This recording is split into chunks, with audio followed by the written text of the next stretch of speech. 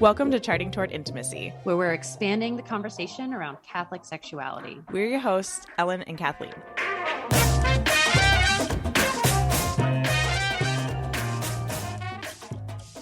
All right, welcome back to another Charting Toward Intimacy episode. I'm Ellen. I'm Kathleen.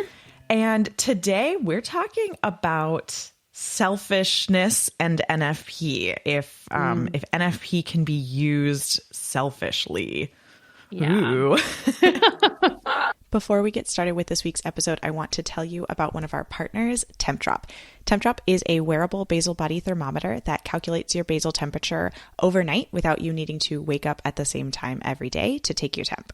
Kathleen and I both use TempDrops, and we love how clear of a temperature pattern that they give us. You can use the code Charting Toward Intimacy for 10% off. And when you purchase products through any of our partners, you are supporting this podcast and allowing us to continue providing quality episodes to you. So we really appreciate it when you purchase using our affiliate links. Click the link in the bio to get 10% off of TempDrop.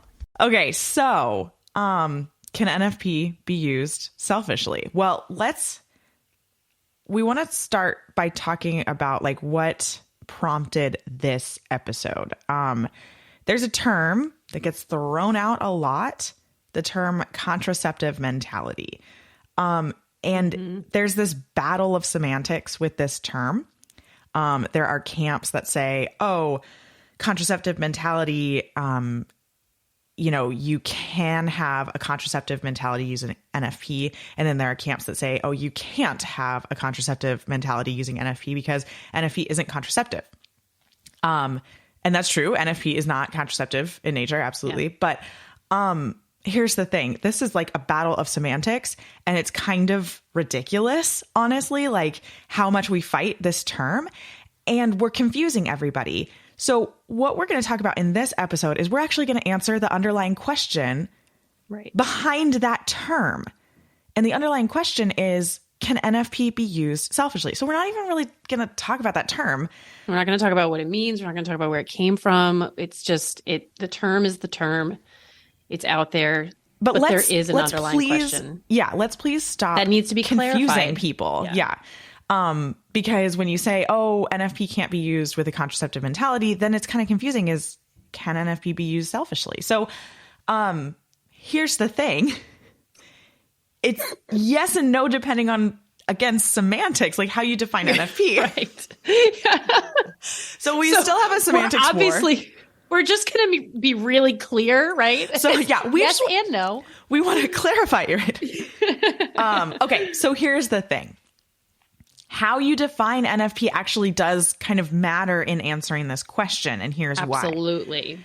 So we define NFP on this podcast as, and I think a lot of people kind of in this space have adopted this definition of NFP is using a fertility awareness-based method alongside prayer and discernment to plan your family. So, NFP is responsible parenthood. It's that if you go back to, there's an episode called Responsible Parenthood, where we talk about how really we should be using responsible parenthood instead of the term NFP, but we have to use the term NFP because nobody knows what we're talking about when we say responsible parenthood. Right. Yeah. So if you are praying, discerning, discussing at all times, like if this is a constant conversation, constantly in your prayer life, you're regularly like sitting down for deep prayer. You're also just allowing it to be out there, in your brain throughout the day, within your marriage, within your conversations. If you are truly going through a discernment process while you're using a fertility awareness-based method, it would be pretty much impossible for NFP to be used selfishly. Unless you're discerning and just choosing to not listen. That could be that would be the way that you could use it selfishly. But correct. But if you're like always listening to God's guidance and you are intentionally trying to follow it, even when it's hard, even when it's like, it's not possible for me to have another kid right now, like, right? Mm-hmm. But you're like, oh, it sounds like God is telling me this, right? If you are trying your darndest to follow God's will, it'd be pretty much impossible to use NFP selfishly. And here's the thing. If you're taking the time and the effort to constantly discern and remain in communication with God and ask his guidance through it all, you're probably not the person that's going to not listen to what you hear. Again, like, even when it is hard, right? Like if you're taking the effort and the time. I don't know though, Kathleen, man, it's hard. It's hard. I mean, sometimes listen, God asks a lot of us sometimes, but he also asked himself to go to the cross. So, you know, like you can do hard things. We can do hard things. Oh my gosh. We can do really hard things. Yeah. With the encouragement of the Holy Spirit. So then another question that comes out of this, then the one that we're really going to talk about today, is can fertility awareness be used selfishly? Yes. 100%. I am so tired of hearing that fertility awareness can't be used selfishly. All right. Here's the thing. Here's a couple of things. Soapbox. In Humana Vitae, Pope Paul VI spelled out, look, if you're practicing responsible parenthood, you need to take these 4 things into consideration: social, economic, physiological, and I'm missing one. Psychological. Psychological, yeah. That one's important too. That's one I always forget. It's like the most probably common one. You have to take those into consideration. Seriously. If you don't, you're not practicing responsible parenthood. Because he gave us reasons to avoid pregnancy and like practice responsible parenthood to postpone pregnancy, we know that it can be used wrongly, right?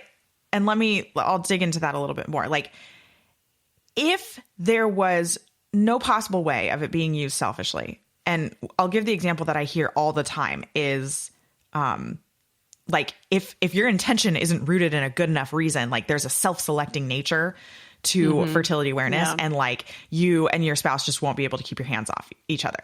That's might be true for some couples. And giving the benefit of the doubt to the people who say that, like it might be true for their relationship. Like the people who are, I hear this on Instagram and different podcasts and stuff like that. And it's like, okay, that might actually be true for you, but I can tell you straight up, that is not true for my spouse and I. And it's not true for Kathleen. Nope. Because Kathleen and I talk about this all the time. Yeah. I'm not just trying to speak for her. We have a different relationship with sex. Kathleen and I are still on the journey of trying to heal our relationship with sex. Kathleen and I also like deal with relatively low sex drives and low levels of desire. And we really struggle in those ways. And we try to find ways to increase that desire and, get excited about sex and things like that. And husbands who take it personally sometimes. We're dealing with that too. Right. So, we're there with you if you're listening. We are there. This is where we're at. And in all honesty, I could probably just not have sex for a year and it wouldn't even faze me. And I just realized I blurted that out on this podcast. Well, it would. I think it would faze you in terms of your relationship. It would faze you. True. Right? You don't feel the physical need to have sex. Like you could go a whole year without feeling the physical need to have sex. But if you went like more than a couple weeks, you'd start to be like, wait a minute. Because know how your how your husband feels and how you might be taking it personally, and it would faze you in that emotional sense, but not in a physical sense. Exactly. Yeah. And maybe this is a conversation for another podcast because I want to bring us back to selfishness. But basically, I'm just trying to lay out look, there are people that exist that NFP is not self-selecting, or fertility awareness is not self-selecting. Yeah. Kathleen and I are two people. Maybe we're the only two people, but I'm pretty sure we're not. Pretty sure. Right. So Pope Paul VI laid out, look, you need to consider these reasons. And because he gave us those reasons, we know, like, it's not just, hey, this is fine to use, right? If it was self-selecting in that way, if it did have that, then his encyclical would have been written very differently. Like Humana Vitae would have been written very differently. It would have been like, look, everybody sign up for a fertility awareness course. Check the box. You're done. You don't need to pray about it. You don't need to, you don't need to do anything. Like, just, it's good to go. Yeah. And like here, look at what that mentality does. If using fertility awareness is self-selecting, then that's like, you don't have to pray about it. Yeah. And that's really wrong. Like, you need to pray about everything at all times. Right? Everything, especially in relation to your vocation. And so we have to be so careful. Yeah.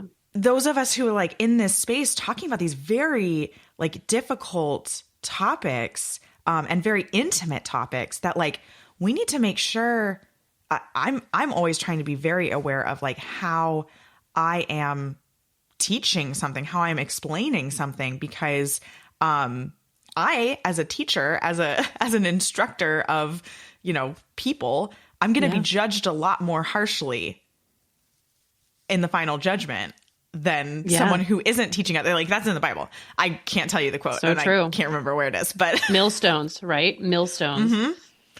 And so, I mean, this is sort of a call to anybody out there who's in like a position of authority or influence in the realm of NFP, fertility awareness, marital intimacy, is please be careful what you're saying, because I mean, it's important that we don't lead people astray. Right. So anyway, I think I'll jump off my soapbox and let you talk, Kathleen. No, I mean, I think these are all really good points. I think we should maybe go into a little bit of like the practicals, like how can this be used selfishly, right? Or what are some reasons that, there's never really a good reason, but like, what are some reasons people say that, or ways that they use it selfishly, right? First of all, that we have to be careful even when researching NFP methods and fertility awareness-based methods, because in their very definition, there is a difference, right? And that fertility awareness-based methods allow for use of barrier methods during your fertile, and they will teach and encourage. Yeah, certain instructors, like certain secular, or I even know like Christian instructors who will like recommend, use of condoms during the fertile window. There are methods that recommend that way. Now, the methods that we mention on this podcast, never in their instructional materials do they recommend condom use, but there are instructors that teach these methods that might teach that way. So that's why it's important to make sure that you are one, getting like a solid method, but then also two, getting a solid instructor in that method. You just have to be careful. Yeah, you really do, because it can get confusing, right? But yeah, so that would be one way that we practice fertility awareness selfishly, right? And I'm saying fertility awareness because, again, we're defining NFP as the use of fertility awareness plus prayer and discernment, right? Are you saying that like using contraceptives is selfish? Is that what you're saying? Because absolutely. Like using condoms during the fertile window, 100% selfish. Correct. Okay, 100% selfish. Yeah. Sorry if that wasn't clear. Yeah. That's what I'm saying. Barrier methods during your fertile phase, 100% selfish. 100% selfish. Okay. Trying to have your cake and eat it too. Yeah. But also I think that as Catholics, we are not exempt from this next point. I think that there are a lot of times where we kind of consider, our family planning, our original family planning goals, right? That we've once had. So we'll say, oh, I've always wanted to have 3 kids. no more, no less, right? And sometimes that gets really stuck in our heads. Like if it's something you've envisioned since like high school, right? Or like long before you were married, you're like, no, no, no, I only want 3 kids. Like I've only wanted 3 kids. And then all of a sudden you've got your 3. And now you're like, no, I don't. We can really close ourselves off to that without really listening to the promptings of the Holy Spirit sometimes to be like, hey, maybe one more, like maybe one. And maybe the Holy Spirit's not, like this isn't something that says like you need to have a big family. We talk about this a lot, right? Like the size of your family does not equate to your holiness. Kathleen and I were just looking at a study about fertility awareness and NFP, and like the majority and like Catholic users of it didn't even say Catholic, did it? I think it was the effects of NFP on relationships and sexual satisfaction. It was a study from 2017. It is on the National Institute of Health's website. Yeah, look it up. But the majority of the users, like the vast majority, there were only 3 users who had more than 5 kids. The point here is not to say that you have to have as many children as you're physically capable of having, right? Like God has a calling for your family. He has a calling for the size of your family. He has a plan for all of it. And our job is to listen to that.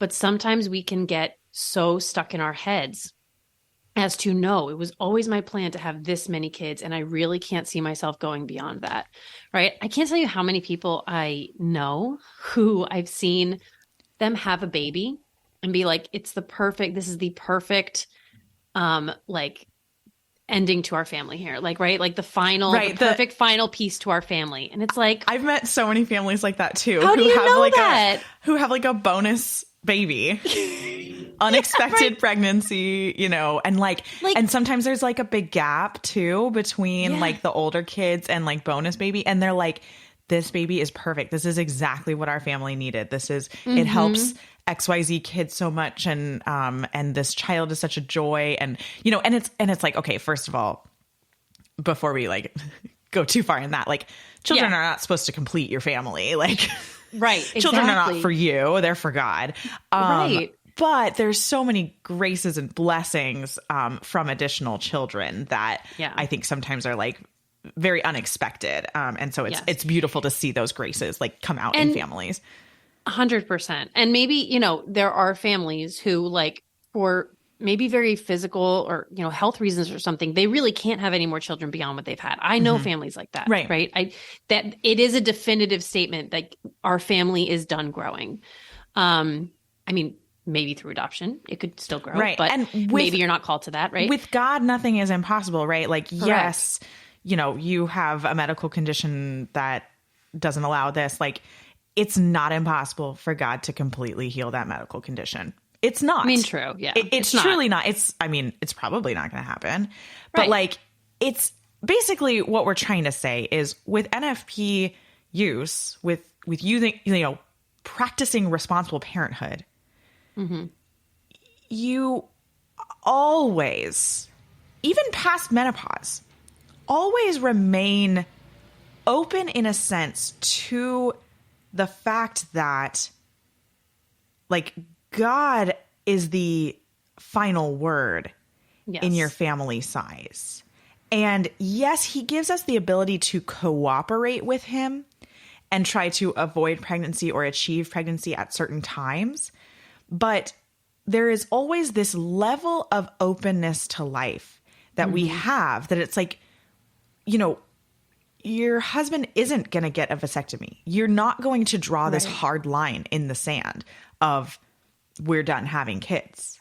It's okay right now in this moment right now. And that's the thing too with discernment is the only moment that matters is this one right now. Yes. In this moment right now, we don't feel called to have kids. And we're pretty sure also that in all the future moments, we're not called to have more kids, right? Right. But the only moment that matters is this moment right here. Yeah. That's beautiful. I mean, and it's so true. Okay. And one last thing that I wanted to mention in regards to this whole topic is for people like Ellen and I, right? Which we have just admitted. Low desires. Tend to be low desire, right? We're working on our desire. Exactly. It can be very easy to deprive your marriage and your marriage bond simply because you don't want to end up pregnant. Or fear. I think fear. I think the fear, exactly. The Like fear. you fear getting pregnant. And it can be really easy to deprive your marriage. Yes. And it's not necessarily that you have any real good reason to like fear being pregnant. It's just that you don't want to be. Like, and that's honestly where, I mean, Ellen, I think you're probably in the same boat. But for me, like, my mental health is something that I do need to, that's my typical good reason, right? Like I get very overwhelmed. Yeah. I'm pretty sure I've like undiagnosed ADHD, and like, it's just managing life with 5 kids right now has been really, really difficult. And I can't imagine having another baby at this moment, right? So that's my good reason. But we don't really ever have a reason beyond that, right? Like I always need to wait until I feel mentally ready, like I'm caught up, I'm doing well with my other kids, right? Like I'm not depriving them of any emotional connection, or you know, I'm raising them in the faith. I'm doing all these good things. Though once I am there, I have no good reason to avoid having any more children, really. You know, and what's weird is I actually feel like I'm in a different spot than that, because I would totally agree between 1 and 2 of my kids. Yeah. That was exactly, it was like we kind of got to the like she turned a year old, and I was like out of this like fog of postpartum depression and like starting to feel good and that kind of stuff. And it was like, yeah, we don't have any good reason to avoid pregnancy. Now we're sort of, it's odd to me. I feel very at peace about the fact that we are avoiding pregnancy, which is a very good indication for discernment, is following the peace. And it's for completely different reasons than like health and wellness and like mental capacity. Cause I feel in a lot of ways that like I could handle another kid. But like we're avoiding for a completely different reason. And it's odd. It's odd to me. But it is, I mean, it just goes to show like you can't, like, this isn't a black and white situation, right? Like everything is so unique to every family. But I will say that when I get to that place where mentally I'm pretty good, I'm handling what I have in front of me on my plate right now really well. I realize, hey, maybe we should think about we should open ourselves up to the possibility of having another, right? It's not like, oh, maybe we should try for another. It's maybe we should open ourselves up to it. Sure. I always get this fear of pregnancy again. And it's not really a fear, but it's like, it's an aversion. Like, do I want to go through all this again? Like, I carry big babies. My body is tired. I am almost 35 years old. I turned 35 this week that this is airing. I'm turning 35. Like, I am tired, right? And so it's always this like, yeah, I really just don't want to go through it again, right? That's what ends up seeping into my mind. And so I am always tempted to continue avoiding. Now, my husband is someone who experiences love primarily through physical touch, right? So if I am in that place where it's like, I'm just avoiding for no really good reason, I am then depriving my husband of the way he feels most loved, right? And like, that's something we really have to consider as well. Like, this is, there is a procreative aspect, but there is a unitive aspect to sex. And it's so important. We have to remember that. And it's so easy, again, for low desire people to forget like us, to forget sometimes that like, no, like, I need to feed my marriage, right? Like, my marriage needs this intimacy, regardless of, and I say to people all the time, and I'm pretty sure I've said it on here a whole bunch, sometimes your marriage needs intimacy more than you need to not get pregnant. Yep. And it's a hard reality to face when we don't necessarily want to be pregnant. But it's a reality all the same. Like, we always have to remember that our vocations are designed for holiness, and holiness comes through the cross, right? And this isn't necessarily, I'm talking about the cross of having sex with your spouse. I'm talking about the cross of like the literal burden of pregnancy. Yeah. Right? Like that is a cross. Another child and a newborn and exactly. All the things. Labor and delivery and the economics of another mouth to feed. And, you know, these are all crosses. College tuition down the line, right? Yeah, right. Like, it's like everything, right? But we have to remember in all of this that our marriages are not meant to be self-serving. They are, I mean, other-centered, really, you know? So I don't know. That's kind of all I really had to round this topic out. I don't know if you have any more. That's pretty much it.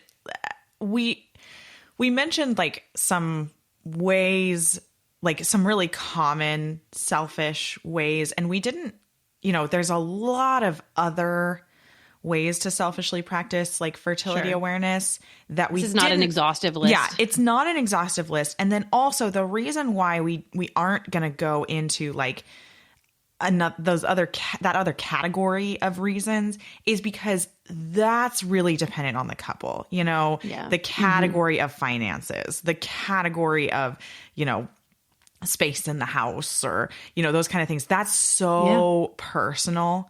Yeah. So dependent on you, your spouse, and your family that like we can't give. I mean, there's a reason that the church doesn't have like a list of, you know, acceptable reasons to avoid pregnancy or reasons that are considered selfish. Like there's a reason that doesn't exist.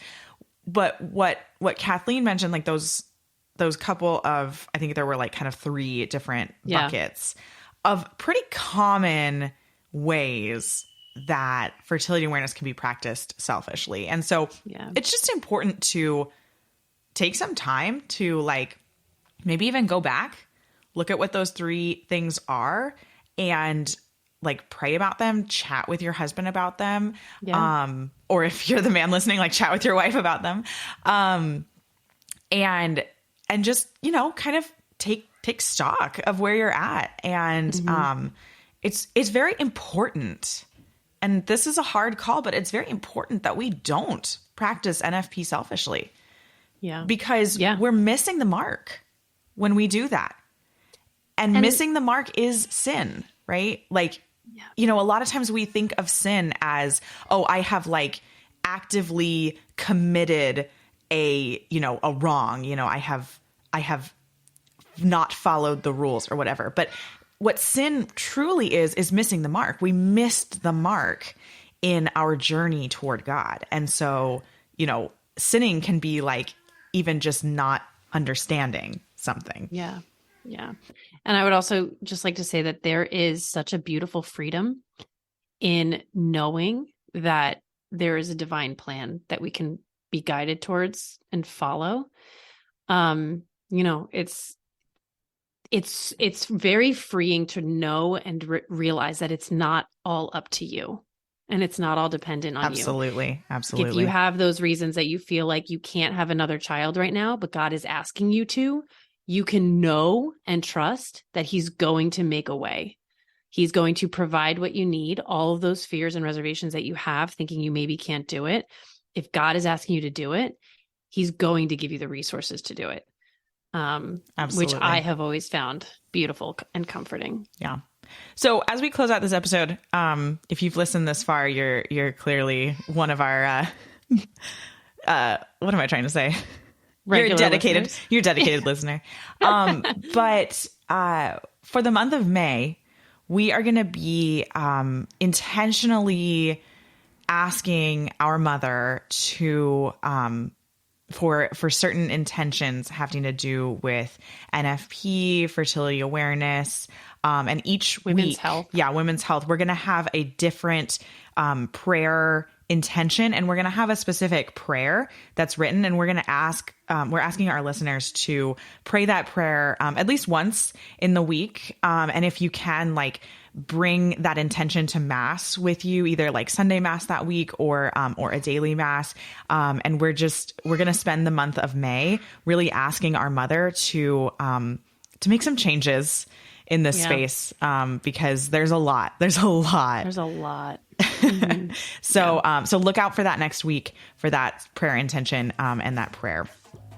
Thanks so much for listening. If you are not already following us on Instagram, be sure to check us out at Charting Toward Intimacy.